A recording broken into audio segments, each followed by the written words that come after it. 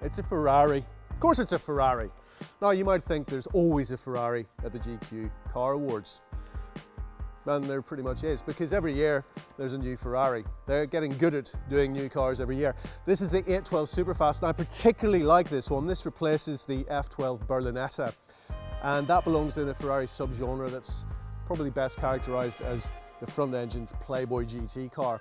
The Daytona in the late 1960s is probably the ultimate example of a front-engine V12 Ferrari, but they've been doing it since the start of the company, which was 1947. It's their 70th birthday this year. Actually, before I do start it up, and you like that, have a look at it. Oh.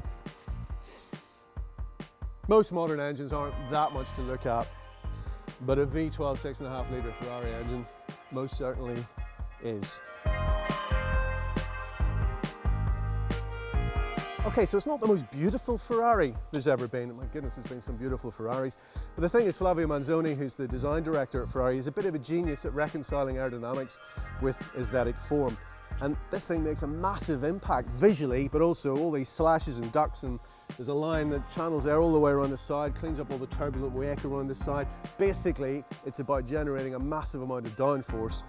The sort of figures, in fact, that, you know, a Formula One car probably would have made a few generations ago. It's an incredible, fascinating looking motor car.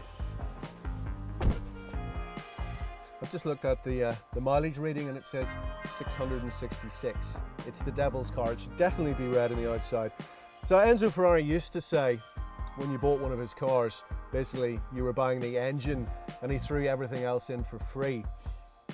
That's not the case anymore. Again, Manzoni and his lovely bunch of guys in Maranello have worked really hard to improve the quality inside of Ferrari, and I think this is probably the best made, the most tactile, highest quality Ferrari I've ever sat in, and I've sat in a few over the years.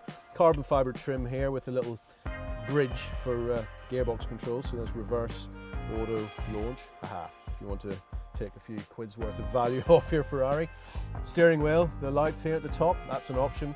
And a little display here, so you can either enlighten your passenger or terrify them. And the reason why they'll be a bit terrified is because of this engine.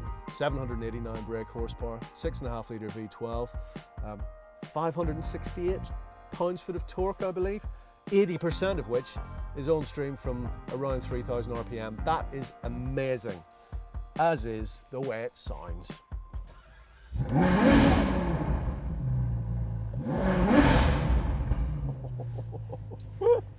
Let me out of here!